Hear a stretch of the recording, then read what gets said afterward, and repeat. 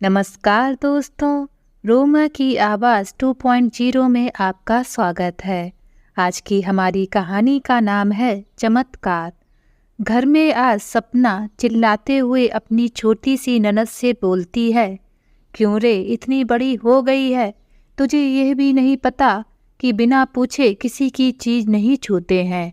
और तेरी हिम्मत कैसे हुई मेरी इतनी महंगी नेल पेंट छूने की। अभी छोटी सी जूही अपने नन्हे नन्हे हाथों से नेल पेंट खोलकर लगा ही रही थी कि सपना के चिल्लाने की आवाज़ सुनकर वह अंदर तक कांप जाती है और उसके कांपते हाथों के कारण उसके हाथों से नेल पेंट की शीशी छूटकर पास में ही रखी सिल्क की साड़ी पर गिर जाती है और पूरी साड़ी खराब हो जाती है। अब क्या था, अब तो छोटी सी जूही की खैर नहीं।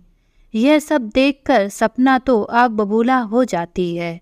उसके हाथ को पकड़कर घसीटते हुए कमरे से बाहर लेकर आती है और हाथों से उसके बाल पकड़कर जोर जोर से उसकी थप्पड़ों से पिटाई करने लगती है। जूही अपनी भाभी सपना से रोते हुए माफ़ी मांगे जा रही थी। प्लीज़ भाभी, अब ऐसा नहीं करूँगी, मुझे छोड़ दीजिए, वह अपनी तोतली भाषा में बोलती जा रही थी। लेकिन उसकी भाभी सपना पर तो आज मानो खून ही सवार था। वह तो उसे बिना रुके मारे ही जा रही थी। उसे बिल्कुल भी तरस नहीं आ रहा था उस फूल सी बच्ची पर। तभी रसोई में काम कर रही जूही की माँ रागनी जी जूही की रोने की आवाज़ सुनकर दौड़ती हुई आई तो उन्होंने देखा कि उनकी बहू जूही को मारे जा रही थी। जूही दर्द से चिल्ला रही थी और अपनी भाभी से बोल रही थी, सॉरी भाभी, अब नहीं करूँगी। वह अपनी तोतली भाषा में भाभी से माफ़ी मांगे जा रही थी। तभी रागनी जी दौड़ते हुए अपनी बच्ची को अपने पास खींच लेती हैं और अपनी बहू से बोलती हैं, सपना, तुमको शर्म नहीं आती है इतनी छोटी सी बच्ची पर हाथ उठाते हुए। तब सपना गुस्से से बोलती है, शर्म और मुझे? शर्म तो तुम लोगों को आनी चाहिए जो हम लोगों की छाती पर मूंग दल रहे हो, काम के नाकाज के दुश्मन अनाज के। अरे शर्म की बात करती हो तो बेशर्मों की तरह यहाँ पड़े पड़े क्यों खा रही हो। तब जूही की माँ रागनी जी बोलती हैं, अरे उस छोटी सी बच्ची ने क्या बिगाड़ा है तुम्हारा जो हाथ धोकर उसके पीछे पड़ी रहती हो। तब सपना गुस्से से बोलती है, क्या कहा आपने, मैं पड़ी रहती हूँ इसके पीछे कि आपकी यह गवार नालायक बेटी हाथ धोकर मेरे सामानों पर नज़र बनाए रहती है। अरे आज तो इसने हद ही कर दी, मेरी इतनी महंगी सिल्क की साड़ी खराब कर दी, साथ ही मेरा पसंदीदा नेल पेंट को भी खराब कर दिया। जानती भी हो कि यह साड़ी कितनी महंगी है, पूरे के पूरे 10,000 की, और इन्होंने मुझे इस बार के करवा चौथ पर ही दिलाई थी। इतने प्यार से मुझे ये साड़ी दिलाई थी और इसने इस साड़ी को खराब कर दिया। आज तो मैं इसे छोड़ूंगी नहीं। आज सपना का गुस्सा सातवें आसमान पर था। वह गुस्सा होते हुए बोलती है, इस नालायक को आज मैं मार ही डालूंगी। जब देखो मेरे कीमती सामान को हाथ लगाती रहती है और फिर उसको मारने के लिए दौड़ पड़ती है। तभी रागनी जी उससे हाथ जोड़कर विनती करते हुए बोलती हैं कि सपना आज उसे छोड़ दो, अब कभी भी ऐसी गलती नहीं करेगी। छोड़ दूं, कैसे छोड़ दूं? दिन पर दिन इसकी शरारतें बढ़ती ही जा रही हैं, अब तो इसे काबू करना ही पड़ेगा। रागनी जी उसके रोते हुए पैर पकड़ लेती हैं और बोलती हैं, मत मारो मेरी फूल सी बच्ची को, उसे माफ़ कर दो, अब वह गलती नहीं करेगी।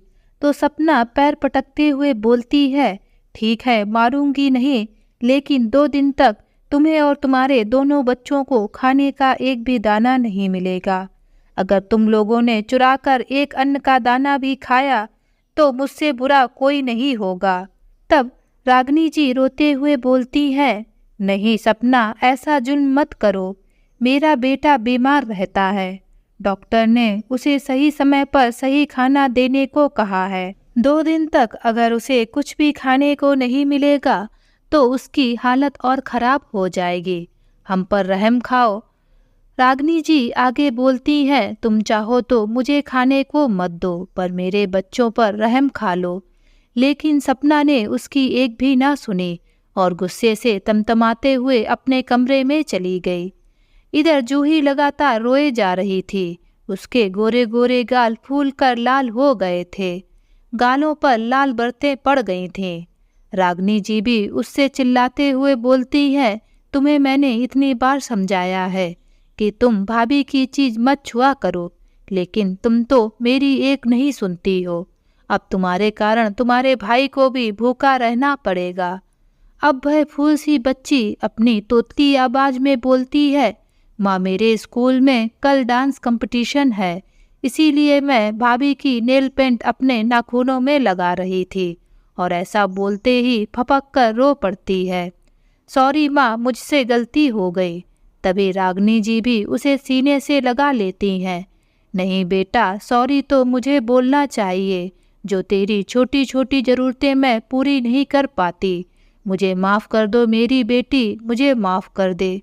दोनों माँ बेटी गले लगकर रोने लगती हैं। तभी अंदर से सपना की आवाज़ आती है, अब यह सब बेकार का रोना धोना बंद करो और जल्दी से रसोई में जाकर खाना बनाओ। 2 बजने ही वाले हैं, अभी दोपहर का खाना खाने रोहन आने वाले ही हैं। और ध्यान रखना कि आप लोग खाने को हाथ भी ना लगाएं, नहीं तो समझ लेना मुझसे बुरा कोई नहीं होगा।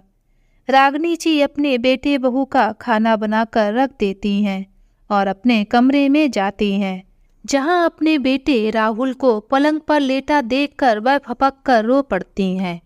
इधर जूही भी रो रो कर सो गई थी। उसके गालों पर पड़े लाल निशानों पर अपना ममतामयी हाथ फेरते हुए बोलती हैं, माफ़ कर दे मेरी बच्ची, मुझे माफ़ कर देना। तेरी माँ तुझे कुछ भी नहीं दिला पाती है। और दीवार पर टंगी अपने पति की तस्वीर को देखकर फिर से रोने लगती हैं और अपने यादों के भंवर में खो जाती हैं। आज से 10 साल पहले रागनी जी का विवाह रामकिशन जी के साथ हुआ था। रामकिशन जी की पहली पत्नी का स्वर्गवास हो गया था। उनकी पहली पत्नी से 15 वर्ष का एक बेटा रोहन था। रामकिशन जी एक थोक व्यापारी थे और बाजार में कपड़े की उनकी बहुत बड़ी दुकान थी। इधर रागनी जी एक गरीब परिवार की थी। पिता मजदूरी करते थे। गरीब होने के कारण रागनी जी की उम्र भी ज़्यादा हो गई थी। शादी के समय वह 35 साल की हो गई थी। उनके पिता बड़ी मुश्किल से ही घर का खर्च चला पाते थे। रागनी जी की तो छोटी बहनें भी थीं। एक बड़ा भाई था जो शादी करके पिता से अलग हो गया था। इसलिए मजबूरी बस रागनी जी का विवाह रामकिशन जी के साथ हो गया। इधर रामकिशन जी बहुत ही सीधे और सज्जन आदमी थे। उनका व्यापार भी बहुत ही अच्छा चलता था और समाज में उनका मान सम्मान भी बहुत था। वह अपनी पहली पत्नी से बहुत प्यार करते थे, लेकिन उनकी पत्नी के स्वर्गवासी होने के कारण घर पर उनका पुत्र ही अकेला रह गया था और रामकिशन जी अपने काम के सिलसिले से बाहर ही रहते थे, तो घर और बेटे की देखभाल करने वाला कोई नहीं था। रामकिशन जी के आस पड़ोस के बड़े बुजुर्गों के समझाने पर रामकिशन जी ने रागनी जी से विवाह करने का निश्चय किया, लेकिन उन्होंने एक गरीब परिवार की लड़की से शादी करना ही उचित समझा। तो एक पड़ोस के ही बुजुर्ग आदमी ने रामकिशन जी को रागनी जी के स्वभाव के बारे में बताया। तो रामकिशन जी रागनी जी से मिले। रागनी जी अपने परिवार की मजबूरी से भली भांति परिचित थीं और वह समझदार और सुशील महिला थीं।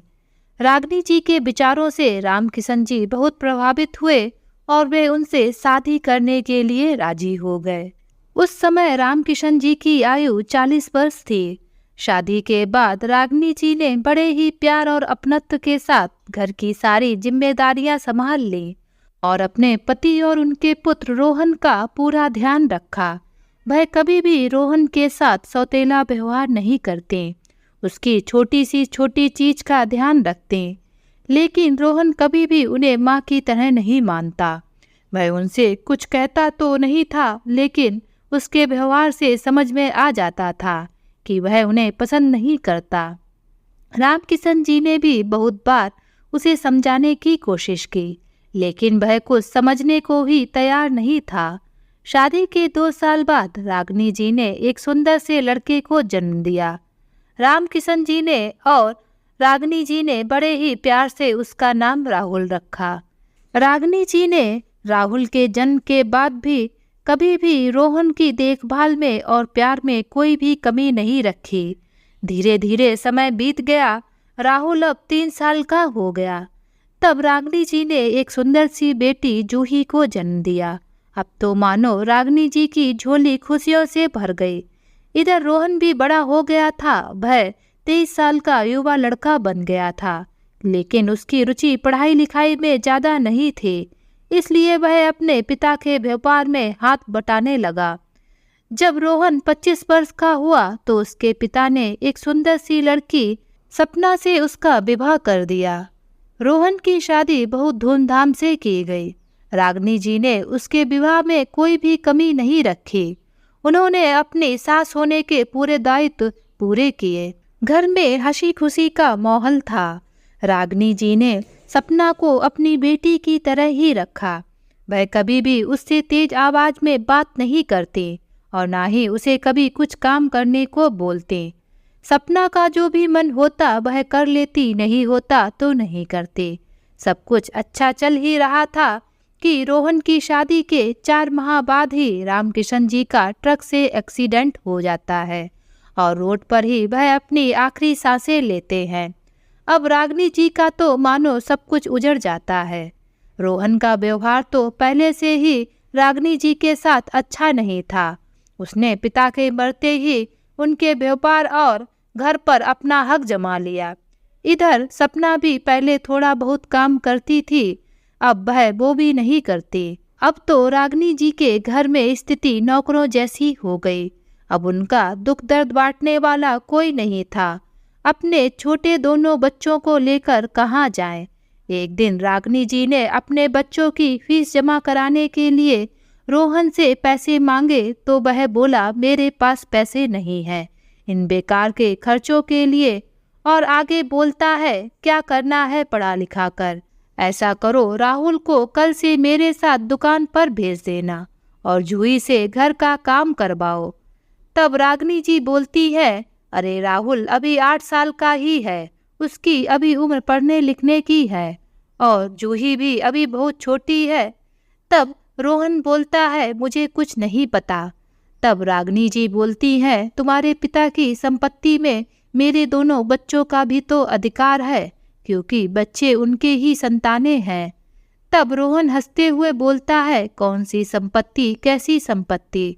पिताजी का जो कुछ भी था वह सब मैंने अपने नाम करा लिया। बैंक बैलेंस, दुकान, यह घर सब मेरे नाम पर है। रोहन ने व्यापार के सिलसिले में कुछ पेपर्स पर रामकिशन जी के साइन करवाए थे। उसी में चुपके से दुकान, घर और बैंक के कागज भी रख दिए। रामकिशन जी ने रोहन पर विश्वास करते हुए सभी कागजों पर बिना देखे साइन कर दिया। अब तो रागिनी जी के पैरों तले जमीन ही खिसक गई। वह धम से जमीन पर गिर गईं। इधर कमरे में बैठी बैठी सपना रोहन और रागिनी जी की बातों का मजा ले रही थी, लेकिन रागिनी जी ने हिम्मत नहीं हारी।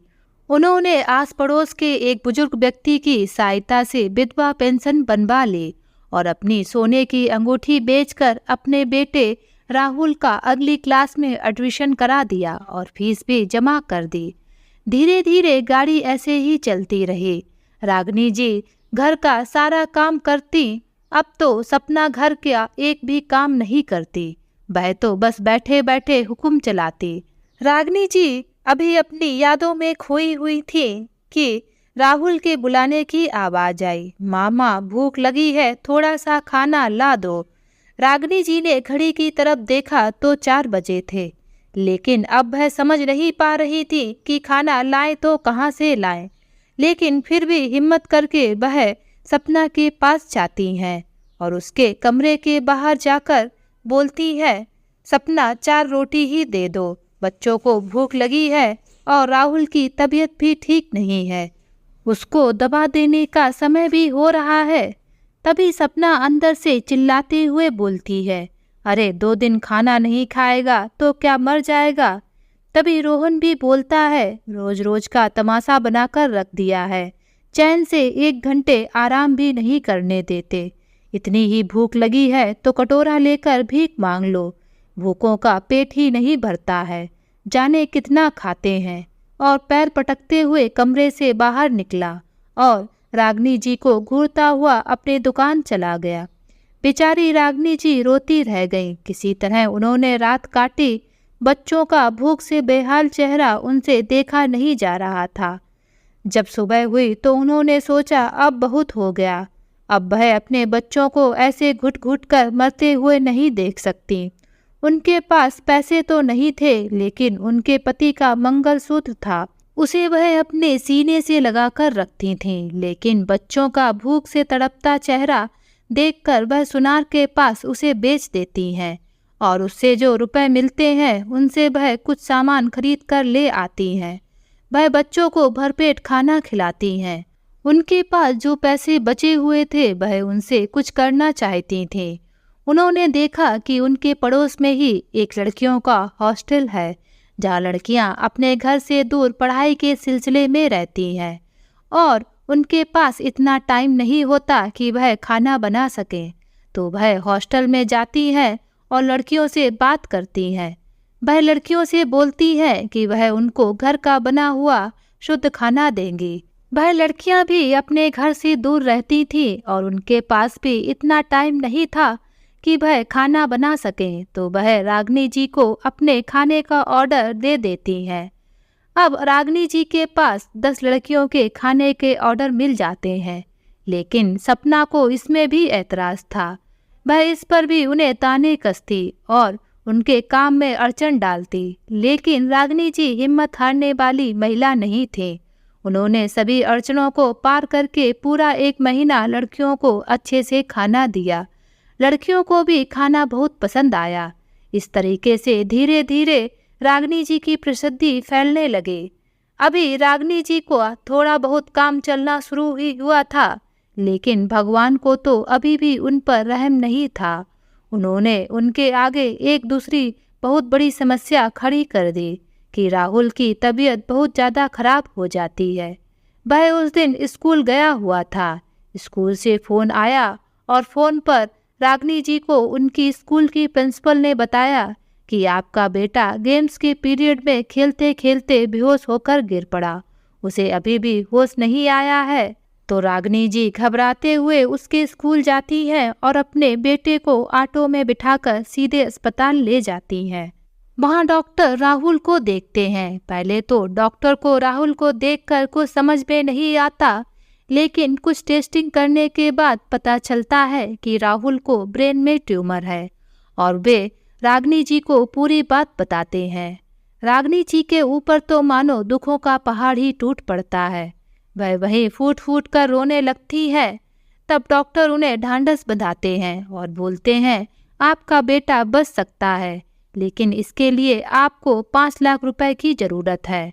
अगर जल्दी ऑपरेशन नहीं किया गया तो कोई चमत्कार ही उसको बचा सकता है। अब रागनी जी को भी कुछ समझ में नहीं आ रहा था कि वह क्या करें। उनके पास खड़ी जूही सभी बातें सुन रही थी। वह अपने छोटे छोटे हाथों से अपनी माँ के आंसू पोंछती है। रागनी जी अपनी बच्ची के दोनों हाथों को पकड़कर उसे गले लगाते हुए बोलती हैं, क्या करूं मेरी बच्ची, कुछ समझ में नहीं आ रहा है, और उसे सीने से लगाकर रोने लगती हैं। नन्ही जूही बोलती है, माँ रो नहीं, सब ठीक हो जाएगा। अब रागनी जी बोलती है, तू नहीं समझती मेरी बच्ची, अभी तो बहुत छोटी है, अब कुछ नहीं सही होगा, सब कुछ खराब हो जाएगा। क्योंकि वह जानती थी कि उनकी सहायता करने वाला कोई भी नहीं है और उनके पास तो 10,000 रुपये भी नहीं है। रागनी जी अपने दोनों बच्चों को अस्पताल से घर ले आती हैं। वहाँ रोहन और सपना से दया की भीख मांगती हैं कि उनके बेटे का इलाज करा दो, वह उनकी जीवन भर गुलामी करेंगी। लेकिन वह उनसे बोलते हैं कि तुम्हारा बेटा कल मरता हो तो आज मर जाए मेरी बला से, और दोनों हंसते हुए मूवी देखने चले जाते हैं। आज रागिनी जी के पास रोने के अलावा कुछ भी नहीं था। वह अपना माथा पकड़कर वहीं बैठ जाती हैं। इधर छोटी सी प्यारी जूही अपनी माँ को ऐसे रोते हुए देखकर चुपचाप अपने कमरे में जाती है और अपने कमरे से कुछ लेकर घर के बाहर चली जाती है। उसको जाते हुए रागिनी जी नहीं देख पाती हैं, क्योंकि वह तो अभी भी इस कम में बैठी हुई रोए जा रही थी। जूही अपने छोटे छोटे कदमों से जल्दी जल्दी चलती ही जा रही थी। फिर जैसे ही वह एक बड़े से मेडिकल स्टोर को देखती है और उसे देखकर कुछ सोचने लगती है, और फिर जूही अपने छोटे छोटे कदमों से मेडिकल स्टोर की सीढ़ियों पर चढ़ती है और छोटी सी जूही अपनी तोतली सी आवाज़ में बोलने लगती है। लेकिन मेडिकल स्टोर पर इतनी भीड़ थी कि उसकी आवाज़ सुनाई ही नहीं पड़ रही थी। फिर वह अपनी आवाज़ को और जोर करके बोलती है, लेकिन फिर भी किसी का ध्यान उस छोटी सी बच्ची पर नहीं पड़ता है।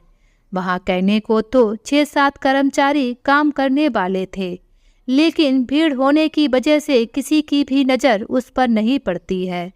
जब जूही बोल बोल कर थक जाती है तो वहीं पर रोने लगती है। लेकिन इस समय एक व्यक्ति एक बड़ी सी कार में बैठा यह सब नज़ारा देख रहा था। वह बच्ची इतनी भोली थी, वह उसे देखता ही रह गया, और जैसे ही वह जूही को परेशान होते हुए रोता हुआ देखता है तो वह व्यक्ति उस कार से जल्दी से बाहर निकलता है और उस बच्ची के पास जाकर खड़ा हो जाता है। उस व्यक्ति पर जैसे ही मेडिकल स्टोर के कर्मचारियों की नज़र पहुंची तो सभी एक साथ उनको नमस्ते सर बोल पड़ते हैं। फिर वह व्यक्ति जूही को गोद में उठा लेता है और वहाँ खड़े सभी लोगों से विनती करते हुए कहता है कि सभी लोग थोड़ा सा सब्र कर लें, क्योंकि यह छोटी सी बच्ची बहुत देर से यहाँ कुछ बोल रही है। उसे क्या चाहिए, पहले इसकी बात सुन लेते हैं। तभी वह अपने छोटे छोटे हाथों से छोटी सी गुल्लक को उनके सामने फोड़ देती है। वह गुल्लक जैसे ही फूटती है तो उसमें से 1-1 रुपए के सिक्के चारों तरफ फैल जाते हैं। यह सब देखकर मेडिकल स्टोर के सभी कर्मचारी एक स्वर में बोलते हैं, बेटा तुम्हें क्या चाहिए? तब वह अपने सारे सिक्कों को इकट्ठा करके बोलती है, अंकल जी मुझे चमत्कार चाहिए। वे सभी लोग उसकी बात को समझ नहीं पाते हैं, तो वह फिर से उस बच्ची से प्यार से बोलते हैं, क्या चाहिए बेटा? जूही फिर से अपनी तोतली आवाज़ में बोलती है, चमत्कार चाहिए। तब वह व्यक्ति जूही की बात सुनकर बोलता है, जो कि उसे गोद में उठाए था, और बोलता है, बेटा यहाँ तो दवाइयाँ मिलती हैं, यहाँ कोई भी चमत्कार नहीं मिलता है। तो बड़े प्यार से जूही बोलती है, अगर अंकल यहाँ दवा मिलती है तो चमत्कार भी यही मिलता होगा ना। वह व्यक्ति और मेडिकल स्टोर के सभी कर्मचारी हैरान रह जाते हैं उसकी बात सुनकर। तब वह व्यक्ति बड़े प्यार से जूही से बोलता है कि किसने बोला आपसे कि यहाँ पर चमत्कार मिलता है? तब जूही उनको बताना शुरू कर देती है, मेरे राहुल भैया के सर में ट्यूमर हो गया है और डॉक्टर अंकल मेरी मम्मी से बोल रहे थे कि 5 लाख रुपए भैया के ऑपरेशन में लगेंगे। अगर समय पर ऑपरेशन नहीं हुआ तो कोई चमत्कार ही मेरे भैया को बचा सकता है। तब से मेरी मम्मी रोए ही जा रही हैं। उनके पास पैसे नहीं हैं कि वह मेरे भैया का ऑपरेशन करा सकें, इसलिए मैं अपने सारे पैसे भैया के लिए चमत्कार खरीदने आई हूँ। तो वह व्यक्ति बोला, कितने पैसे हैं तुम्हारे पास? बस अंकल यही हैं, ये पैसे मुझे माँ टॉफ़ी खाने के लिए देती है, लेकिन मैं इनको अपने गुल्लक में डाल देती थी कि इससे एक प्यारी सी गुड़िया लाऊंगी। मेडिकल स्टोर के सभी कर्मचारी और वहाँ खड़े सभी व्यक्ति और वह व्यक्ति जो जूही को गोद में उठाए था, वह उसकी बातें सुनकर दंग रह जाते हैं। फिर वह व्यक्ति मेडिकल स्टोर के कर्मचारियों से बोलता है कि जरा इसके पैसे तो गिनो। तो मेडिकल स्टोर का एक कर्मचारी पैसे गिनने लगता है, तो वह कुल मिलाकर 100 रुपए होते हैं। तो वह व्यक्ति जूही से हंसकर बोलता है, तो बेटा आज तुमने चमत्कार को खरीद लिया है, क्योंकि वह व्यक्ति और कोई नहीं उस मेडिकल स्टोर के मालिक राधे श्याम जी थे। उनके उस शहर में 4-5 अस्पताल और 10-12 मेडिकल स्टोर थे, वे शहर के जाने माने रईसों में से एक थे। राधे श्याम जी की बात सुनकर जूही तो जैसे खिलखिलाकर हंस पड़ती है। उसकी हंसी देखकर राधे श्याम जी को तो लगता है कि इस प्यारी सी बच्ची की हंसी पर तो करोड़ों रुपए कुर्बान। और वह जूही से बोलते हैं, बेटा मुझे अपने भाई के पास लेकर चलो। राधे श्याम जी जूही को देखकर और उसकी बातों से इतने प्रभावित हुए कि उन्होंने तुरंत ही अपने हॉस्पिटल के सीनियर डॉक्टर से राहुल का ऑपरेशन करवाया। ऑपरेशन सफलतापूर्वक हो जाता है और राहुल की जान बच जाती है। तब रागिनी जी राधे श्याम जी के चरणों में गिरकर उनका शुक्रिया अदा करने लगती हैं। राधे श्याम जी रागिनी जी से बोलते हैं, यह सब आपकी फूल सी बच्ची की वजह से हुआ है और मैंने कुछ नहीं किया, यह सब ईश्वर का चमत्कार है। मैं तो बस एक माध्यम हूँ, सब कुछ करने वाले तो वही हैं। फिर राधे श्याम जी रागिनी जी से उनके पति के बारे में पूछते हैं। तो जैसे ही राधे श्याम जी रामकिशन जी का नाम सुनते हैं तो वह बोलते हैं, उनको तो मैं जानता हूँ, वह तो बहुत ही भले और ईमानदार इंसान थे, क्योंकि अस्पताल के लिए जितनी भी बेडशीट, रजाई, कंबल, तकिया सब उनके यहाँ से ही आता था। फिर वह रागिनी जी से उनकी इस दशा के बारे में पूछते हैं तो रागिनी जी अपनी दुख भरी सारी कहानी उनको बता देती हैं। उसको सुनकर राधे श्याम जी बड़े ही क्रोधित होते हैं, लेकिन राधे श्याम जी ने उस समय चुप रहना ही उचित समझा और वह रागिनी जी से बोलते हैं कि आपको कभी भी कोई ज़रूरत हो हमें ज़रूर संपर्क करें। रागिनी जी खाना तो बहुत अच्छा ही बनाती थी, तो वह राधे श्याम जी से गुजारिश करती है कि क्या वह उनको अपने हॉस्पिटल में कैंटीन खोलने की अनुमति दे सकते हैं। तो राधे श्याम जी बड़े ही विनम्रतापूर्वक बोलते हैं कि मैं आपकी इस संबंध में कोई भी मदद नहीं कर सकता, लेकिन अगर आप वाकई में अच्छा और सेहतमंद खाना बनाती हैं तो मेरे हॉस्पिटल की मैनेजिंग टीम अगर आपको अनुमति दे देती है तो मैं आपको अपने हॉस्पिटल में खाने का दायित्व सौंप सकता हूँ। इसके लिए आपको हॉस्पिटल में कल आकर कुकिंग टेस्ट देना पड़ेगा, फिर ईश्वर की इच्छा जैसी होगी वैसा ही होगा। कुकिंग टेस्ट में रागिनी जी पास हो जाती हैं। उनके खाने की सभी तारीफ करते हैं। अब रागिनी जी मन लगाकर मेहनत करती हैं। उनका खाना टेस्टी के साथ साथ हेल्दी भी होता था। धीरे धीरे उनके खाने की चर्चा राधे श्याम जी के पास भी पहुंचती है, तो वह रागिनी जी से बहुत प्रभावित होते हैं और उनको अपने सभी हॉस्पिटलों के खाने का दायित्व दे देते हैं। रागिनी जी तो अब फूली ही नहीं समाती हैं, क्योंकि उनके तरक्की का मार्ग खुल ही गया था। धीरे धीरे रागिनी जी के पास आलीशान मकान, नौकर चाकर सब कुछ हो जाता है। यह सब उनके कठोर मेहनत और तपस्या के बल पर ही संभव था। भगवान ने भी उनका साथ दिया और उन्होंने ईमानदारी से मेहनत की। आज उनके बच्चे भी शहर के सबसे अच्छे स्कूल में पढ़ते हैं। आज उनके पास किसी भी चीज़ की कमी नहीं थी, लेकिन रोहन और सपना का तो जैसे समय ही पलट गया था, क्योंकि राधे श्याम जी ने जब रागिनी जी के मुंह से रोहन की सारी करतूतें सुनी तो उन्होंने तुरंत ही अपने हॉस्पिटल में बोल दिया कि कोई भी रोहन की दुकान से सामान नहीं मंगाएगा। तब से रोहन का धंधा तो चौपट ही हो गया, क्योंकि राधे श्याम जी के हॉस्पिटलों में ही सबसे ज़्यादा सामान जाता था और उन्होंने ही सामान लेना बंद कर दिया। फिर अन्य लोगों ने भी राधे श्याम जी से जब यह सुना तो धीरे धीरे यह बात बाजार में फैल गई। लगभग बहुत से लोगों ने रोहन से कपड़ा खरीदना बंद कर दिया। अब रोहन तो परेशान रहने लगा और अपनी परेशानी में शराब पीने का लती हो गया। धीरे धीरे वह इतना शराब पीने लगा कि उसका धंधा तो चलना बंद ही हो गया। उसके चलते वह कर्ज में डूब गया और उसने अपना घर और दुकान भी गिरवी रख दी। अब तो रोहन और सपना गरीबों की तरह गुजारा करने लगे। एक दिन अचानक रोहन का भयंकर एक्सीडेंट हो गया। रोहन गंभीर रूप से घायल हो गया। उसका एक पैर तो बुरी तरीके से जख्मी हो गया। शरीर के अन्य भागों में भी चोट आई।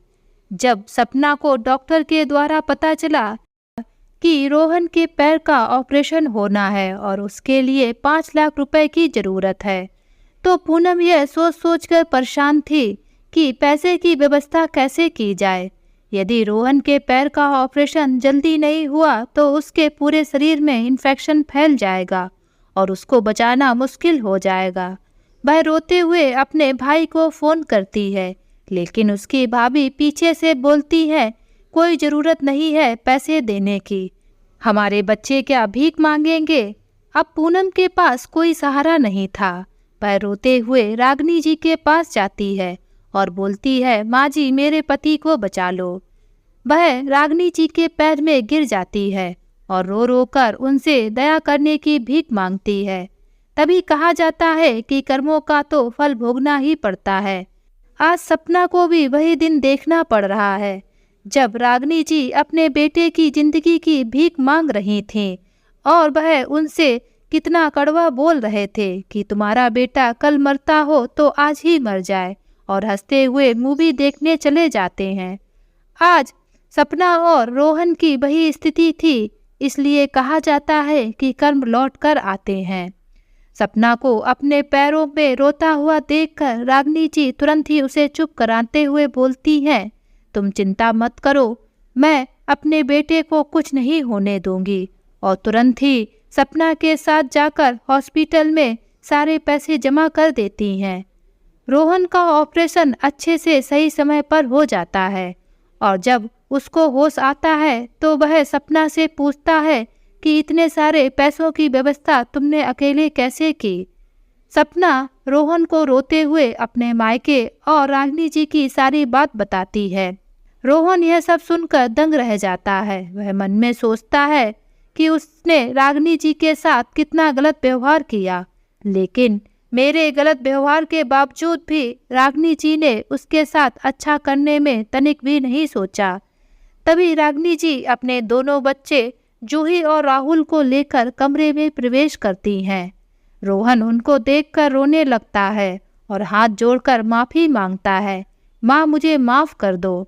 आज पहली बार रोहन के मुंह से रागिनी जी के लिए माँ शब्द निकला।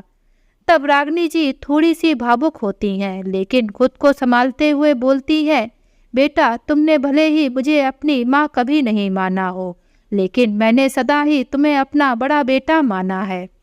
और इतना कहकर अपने आंसू पोंछने लगती हैं। इधर जूही और राहुल भी रोहन भैया कैसे हो, रोहन भैया कैसे हो पूछने लगते हैं। तो रोहन उनसे बड़े प्यार से बोलता है, अच्छा हूँ बच्चों, और उनके हाथों को प्यार से चूम लेता है। कहते हैं ना, कभी कुछ रिश्ते ऐसे होते हैं जो अपने खून के रिश्तों पर भी भारी पड़ जाते हैं। आज रागिनी जी ने भी ऐसी ही मिसाल कायम कर दी। तो दोस्तों, आज की ये कहानी आप सभी लोगों को कैसी लगी नीचे कमेंट बॉक्स में लिखकर हमें ज़रूर बताएं। अगर ये कहानी आप सभी लोगों को अच्छी लगे तो प्लीज़ इस वीडियो को लाइक और शेयर ज़रूर करें और मेरे चैनल को सब्सक्राइब करना ना भूलें। तो फिर मिलते हैं एक नई कहानी के साथ। बाय।